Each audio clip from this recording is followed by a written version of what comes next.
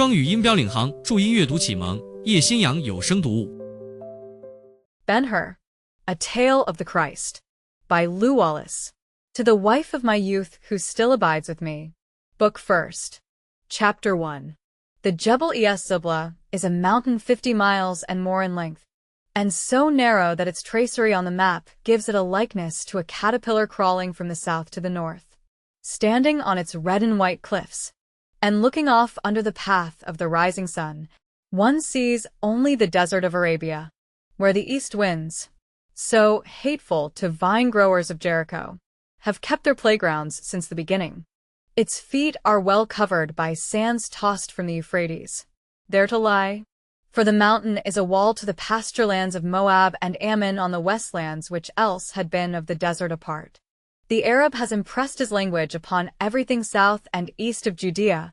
So, in his tongue, the old Jebel is the parent of numberless wadis which, intersecting the Roman road now a dim suggestion of what once it was, a dusty path for Syrian pilgrims to and from Mecca run their furrows, deepening as they go, to pass the torrents of the rainy season into the Jordan, or their last receptacle, the Dead Sea. Out of one of these wadis or, more particularly, out of that one which rises at the extreme end of the Jebel, and, extending east of north, becomes at length the bed of the Jabbok River a traveler passed, going to the tablelands of the desert. To this person the attention of the reader is first besought. Judged by his appearance, he was quite 45 years old. His beard, once of the deepest black, flowing broadly over his breast, was streaked with white. His face was brown as a parched coffee berry, and so hidden by a red keffiyeh, as the kerchief of the head is at this day called by the children of the desert, as to be but in part visible. Now and then he raised his eyes, and they were large and dark. He was clad in the flowing garments so universal in the East, but their style may not be described more particularly, for he sat under a miniature tent, and rode a great white dromedary. It may be doubted if the people of the West ever overcome the impression made upon them by the first view of a camel equipped and loaded for the desert. Custom, so fatal to other novelties, affects this feeling but little. At the end of long journeys with caravans, after years of residence with the Bedouin, the Western-born, wherever they may be, will stop and wait the passing of the stately brute. The charm is not in the figure, which not even love can make beautiful, nor in the movement, the noiseless stepping, or the broad careen, as is the kindness of the sea to a ship, so that of the desert to its creature. It clothes him with all its mysteries, in such manner, too, that while we are looking at him, we are thinking of them.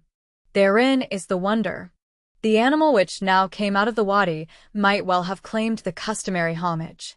Its color and height, its breadth of foot, its bulk of body, not fat, but overlaid with muscle, its long, slender neck, of swan-like curvature, the head, wide between the eyes, and tapering to a muzzle which a lady's bracelet might have almost clasped, its motion, step long and elastic, tread sure and soundless all certified its Syrian blood, old as the days of Cyrus, and absolutely priceless.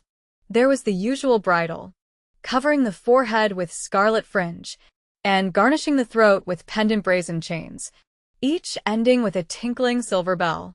But to the bridle there was neither rein for the rider nor strap for a driver. The furniture perched on the back was an invention which, with any other people than of the East, would have made the inventor renowned. It consisted of 2 wooden boxes, scarce 4 feet in length, balanced so that one hung at each side. The inner space, softly lined and carpeted, was arranged to allow the master to sit or lie half reclined. Over it all was stretched a green awning, broad back and breast straps, and girths, secured with countless knots and ties, held the device in place. In such manner the ingenious sons of Cush had contrived to make comfortable the sunburnt ways of the wilderness, along which lay their duty as often as their pleasure. When the dromedary lifted itself out of the last break of the wadi, The traveler had passed the boundary of El Belka, the ancient Ammon. It was morning time. Before him was the sun, half-curtained in fleecy mist. Before him also spread the desert, not the realm of drifting sands, which was farther on, but the region where the herbage began to dwarf, where the surface is strewn with boulders of granite, and gray and brown stones, interspersed with languishing acacias and tufts of camel grass. The oak, bramble, and arbutus lay behind, as if they had come to a line, looked over into the well-less waste, and crouched with fear. And now there was an end of path or road. More than ever the camel seemed insensibly driven. It lengthened and quickened its pace. Its head pointed straight towards the horizon. Through the wide nostrils it drank the wind in great draughts. The litter swayed, and rose and fell like a boat in the waves. Dried leaves in occasional beds rustled underfoot. Sometimes a perfume like absinthe sweetened all the air. Lark and chat and rock swallow leaped to wing, and white partridges ran whistling and clucking out of the way. More rarely a fox or a hyena quickened his gallop, to study the intruders at a safe distance. Off to the right rose the hills of the Jebel, the pearl-gray veil resting upon them changing momentarily into a purple which the sun would make matchless a little later. Over their highest peaks a vulture sailed on broad wings into widening circles. But of all these things the tenant under the green tent saw nothing, or, at least, made no sign of recognition. His eyes were fixed and dreamy. The going of the man, like that of the animal, was as one being led. For 2 hours the dromedary swung forward, keeping the trot steadily and the line due east. In that time the traveler never changed his position, nor looked to the right or left.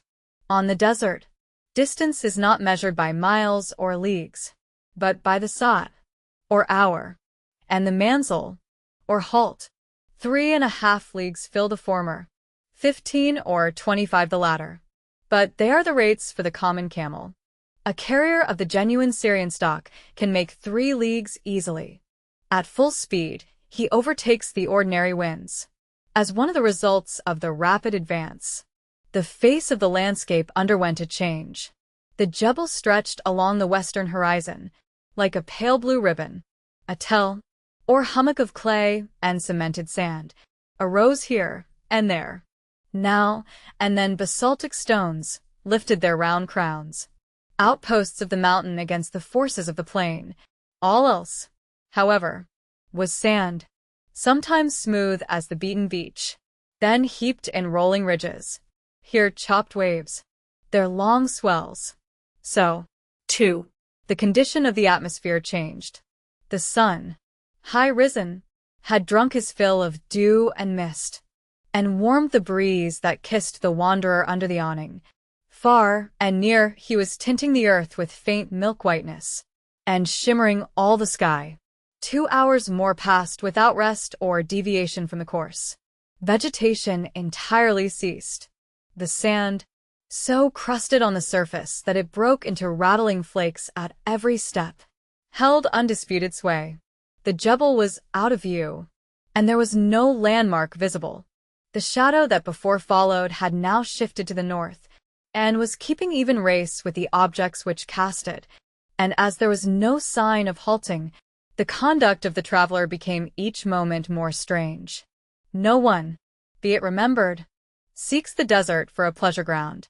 Life and business traverse it by paths along which the bones of things dead are strewn as so many blazons. Such are the roads from well to well, from pasture to pasture. The heart of the most veteran sheik beats quicker when he finds himself alone in the pathless tracks.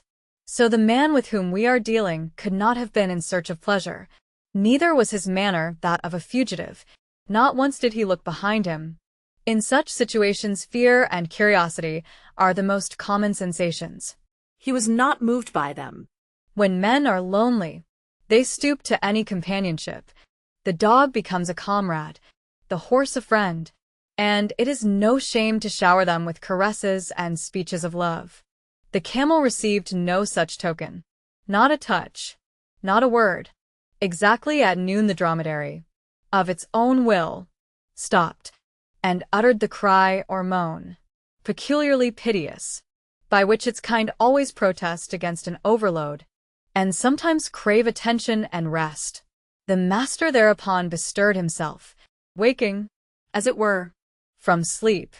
He threw the curtains of the howdah up, looked at the sun, surveyed the country on every side long and carefully, as if to identify an appointed place.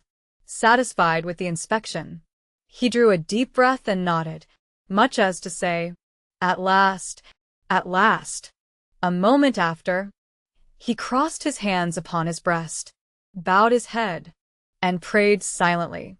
The pious duty done, he prepared to dismount. From his throat proceeded the sound heard doubtless by the favorite camels of Jabik. Ik, the signal to kneel. Slowly the animal obeyed, grunting the while. The rider then put his foot upon the slender neck, and stepped upon the sand.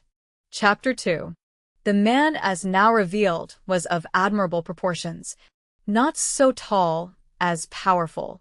Loosening the silken rope which held the keffiyeh on his head, he brushed the fringed folds back until his face was Bere's strong face, almost Negro in color, yet the low, broad forehead, aquiline nose, the outer corners of the eyes turned slightly upward, the hair profuse, straight, harsh, of metallic luster, and falling to the shoulder in many plaits, were signs of origin impossible to disguise.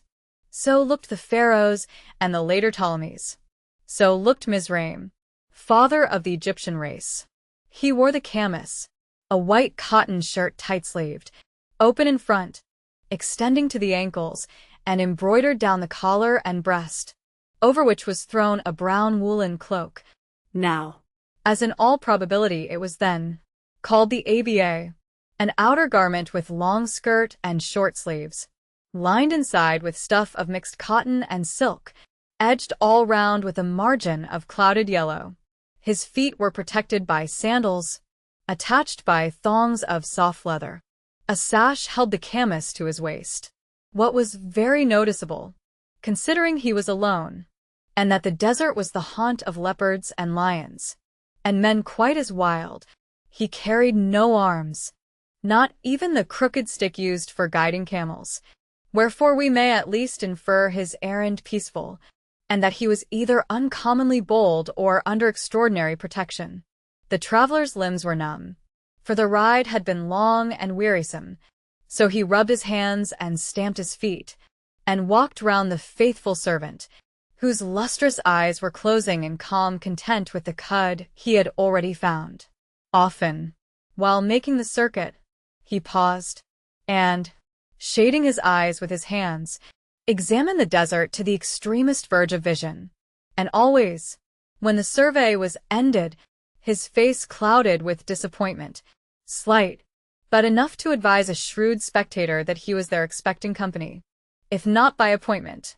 At the same time, the spectator would have been conscious of a sharpening of the curiosity to learn what the business could be that required transaction in a place so far from civilized abode. However disappointed, there could be little doubt of the stranger's confidence in the coming of the expected company. In token thereof, he went first to the litter, and, from the cot or box opposite the one he had occupied in coming, produced a sponge and a small gurglet of water, with which he washed the eyes, face, and nostrils of the camel. That done, from the same depository he drew a circular cloth, red and white striped, a bundle of rods, and a stout cane. The latter, after some manipulation, proved to be a cunning device of lesser joints, one within another, which, when united together, formed a center pole higher than his head.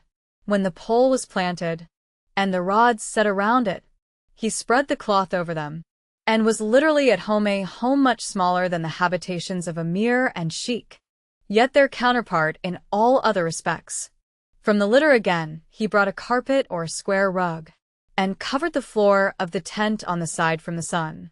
That done, he went out, and once more, and with greater care and more eager eyes, swept the encircling country. except a distant jackal, galloping across the plain, and an eagle flying towards the Gulf of Aqaba. The waste below, like the blue above it, was lifeless. He turned to the camel, saying low, and in a tongue strange to the desert, "We are far from home. O racer with the swiftest winds, we are far from home, but God is with us. Let us be patient." Then he took some beans from a pocket in the saddle, and put them in a bag made to hang below the animal's nose. And when he saw the relish with which the good servant took to the food, he turned and again scanned the world of sand, dim with the glow of the vertical sun. "They will come," he said, calmly. "He that led me is leading them. I will make ready." From the pouches which line the interior of the cot, and from a willow basket which was part of its furniture, he brought forth materials for a meal: platters close woven of the fibers of palms, wine in small gurglets of skin, mutton dried and smoked, stoneless shami, or Syrian pomegranates, dates of El Shelabai, wondrous rich and grown in the Nakhl, or palm orchards, of Central Arabia, cheese, like David's slices of milk, and leavened bread from the city bakery, all which he carried and set upon the carpet under the tent. As the final preparation, about the provisions he laid 3 pieces of silk cloth, used among refined people of the East to cover the knees of guests while at table, a circumstance significant of the number of persons who were to partake of his entertainment, the number he was awaiting. All was now ready. He stepped out. Lo! In the east, a dark speck on the face of the desert. He stood as if rooted to the ground, his eyes dilated, his flesh crept chilly, as if touched by something supernatural. The speck grew, became large as a hand, at length assumed defined proportions. A little later, full into view swung a duplication of his own dromedary, tall and white, and bearing a howdah, the traveling litter of Hindostan. Then the Egyptian crossed his hands upon his breast, and looked to heaven. "God only is great," he exclaimed, his eyes full of tears, his soul in awe. The stranger drew nigh, at last stopped. Then he, too, seemed just waking. He beheld the kneeling camel, the tent, and the man standing prayerfully at the door. He crossed his hands, bent his head, and prayed silently, after which, in a little while, he stepped from his camel's neck to the sand, and advanced towards the Egyptian, as did the Egyptian towards him. A moment they looked at each other. Then they embraced, that is, each threw his right arm over the other's shoulder, and the left round the side, placing his chin first upon the left, then upon the right breast. "Peace be with thee, O servant of the true God," the stranger said. "And to thee, O brother of the true faith, to thee peace and welcome," the Egyptian replied, with fervor. The newcomer was tall and gaunt, with lean face, sunken eyes, white hair and beard, and a complexion between the hue of cinnamon and bronze. He, too, was unarmed. His costume was Hindustani. Over the skullcap a shawl was wound in great folds, forming a turban. His body garments were in the style of the Egyptians, except that the aba was shorter, exposing wide flowing breeches gathered at the ankles. In place of sandals, his feet were clad in half-slippers of red leather, pointed at the toes. Save the slippers, the costume from head to foot was of white linen. The air of the man was high, stately, severe. Visvamitra, the greatest of the ascetic heroes of the Iliad of the East, had in him a perfect representative. He might have been called a life drenched with the wisdom of Brahma devotion incarnate. Only in his eyes was there proof of humanity. When he lifted his face from the Egyptian's breast, they were glistening with tears. "God only is great," he exclaimed, when the embrace was finished, "and blessed are they that serve him." The Egyptian answered, wondering at the paraphrase of his own exclamation. "But let us wait," he added. "Let us wait. For see, the other comes yonder." They looked to the north, where, already plain to view, a third camel, of the whiteness of the others, came careening like a ship. They waited, standing together waited until the newcomer arrived, dismounted, and advanced towards them. "Peace to you, O my brother," he said, while embracing the Hindu. And the Hindu answered, "God's will be done." The last comer was all unlike his friends. His frame was slighter, his complexion white. A mass of waving light hair was a perfect crown for his small but beautiful head. The warmth of his dark blue eyes certified a delicate mind, and a cordial, brave nature.